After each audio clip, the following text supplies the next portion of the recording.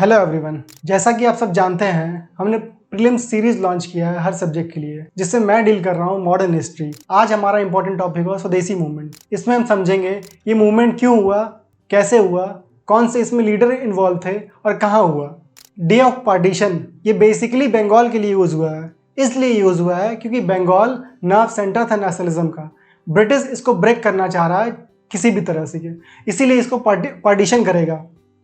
Although 1905 में formal announcement नहीं होती है, एक प्रपोजल देता है ब्रिटिश कि इसको हम डिवाइड करेंगे, जो कि ट्रिगर करता है कैटलिस्ट के फॉर्म में नेशनलिज्म मूवमेंट को। ऑल्दो ये न्यूज़ 1903 में ही पब्लिक डोमेन में आ चुकी थी, लेकिन मोमेंटम उतना गेन नहीं हुआ था जो फॉर्मल अनाउंसमेंट के बाद बेटर ऑर्गेनाइजेशन के थ्रू गेन हुआ। इसी को 54 मिलियन पीपल को ब्रिटिश इसलिए डिवाइड किया क्योंकि हम इनको सेपरेट कर सकें, जो बंगाली मुस्लिम है और बंगाली हिंदू हैं। इनको हम डिवाइड करेंगे तो सोसाइटी फर्दर बाइफर्केट हो जाएगी और इनमें नेशनलिज्म वीकेन हो जाएगा। इसी को देख के जो आईएनसी के मॉडरेट्स लीडर थे उन्होंने वेरियस स्टेप लिए। के मित्रा की सजेशन पे एक बहुत बड़ी मीटिंग बुलाया कलकत्ता टाउन हॉल में, जिसमें वेरियस डिस्ट्रिक्ट्स के डेलीगेट्स आए, उनसे सजेशन मांगा गया। आउटकम इस मीटिंग का ये निकल के आया कि हम बाइकआउट करेंगे फॉरेन गुड्स को और एनकरेज करेंगे लोकल गुड्स परचेज करने के लिए, ताकि हमारा लोकल जो इंडस्ट्री था वो डेवलप कर सके। जो लीडर इसमें इन्वॉल्व थे, जो वेरियस पार्ट्स में कंट्री के ले गए, उसमें इन्वॉल्व थे पूना और बॉम्बे में तिलक थे, पंजाब में लाला लाजपत राय और अजीत सिंह थे, दिल्ली में सैयद हैदर रजा थे, मद्रास में चिदम्बरम पिल्लई थे, आंध्र प्रदेश में टी प्रकाशन और कृष्ण राव थे। ये सब लीडर इस एरिया में स्वदेशी मूवमेंट ले गए। ऑल्दो इसको मॉडरेट अपोज कर रहे थे, फिर भी इन्होंने किया। जो स्वदेशी मूवमेंट था, एक्सट्रीमिस्ट अपने वे में इसको मेथड को प्रोटेस्ट कर रहे थे, लेकिन जो मॉडरेट थे इसको अपोज कर रहे थे। इसी दोनों में कॉन्फ्लिक्ट एरोज होने लगा इन दोनों के फॉर्म में। तो इसी को देखते हुए एक्सट्रीमिस्ट चाहने लगे कि हमारा प्रेसिडेंशियल कैंडिडेट जो हर ईयर होता है दिसंबर सेशन में, हमारा कैंडिडेट हो। तो ये एक्सट्रीमिस्ट नाम प्रपोज किए तिलक का कि नेक्स्ट सेशन जब भी होगा हमारा कैंडिडेट इलेक्ट होगा। तो उस सेशन में 1905 में बनारस सेशन जब हुआ तो तिलक का नाम सजेस्ट किया एक्सट्रीमिस्ट ने।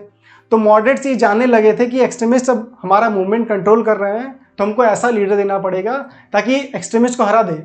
तो इस सेशन में गोपाल कृष्ण गोखले जो थे, जो सीनियर लीडर थे, उनका नाम सजेस्ट किया गया मॉडरेट्स के द्वारा, जिसको देखते ही as a remark of respect extremist ने तिलक का नाम वापस ले लिया।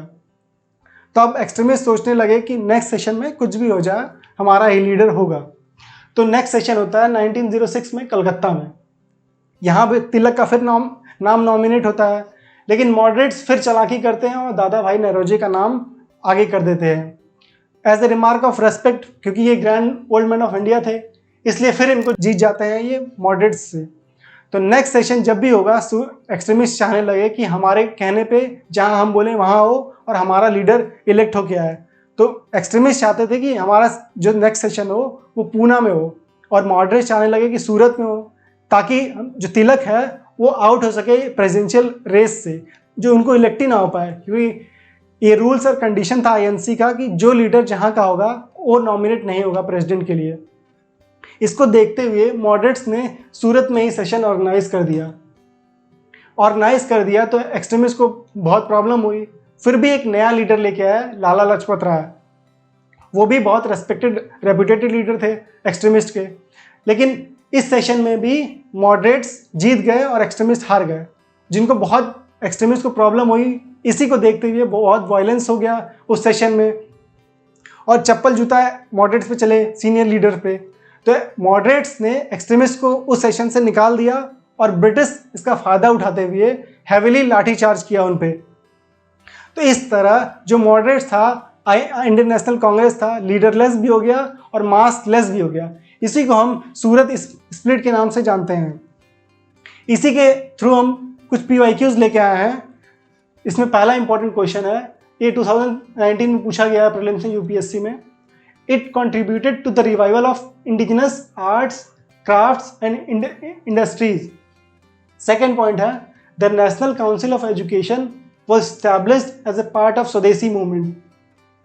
इसका पहले पॉइंट बताया कि इनकरेज किया गया लोकल गुड्स के लिए, इंडस्ट्रीज के लिए सेटअप करने के लिए, तभी ये पॉइंट वैलिड होगा।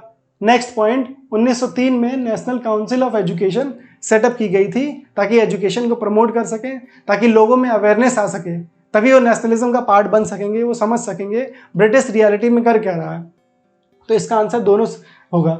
नेक्स्ट क्वेश्चन देखते हैं, ये 2016 में यूपीएससी में आया है।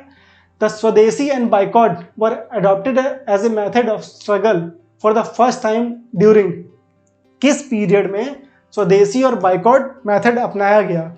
मैंने आपको बताया स्वदेशी मूवमेंट में ही पहली बार जब पार्टीशन हुआ बंगाल का, तब ये दोनों मेथड अपनाए गए थे। इसी को बोलते हैं पार्टीशन ऑफ बंगाल। इसी तरह नेक्स्ट सीरीज हम लाएंगे और इम्पॉर्टेंट टॉपिक के साथ, और इसमें PYQs भी इंक्लूड करेंगे।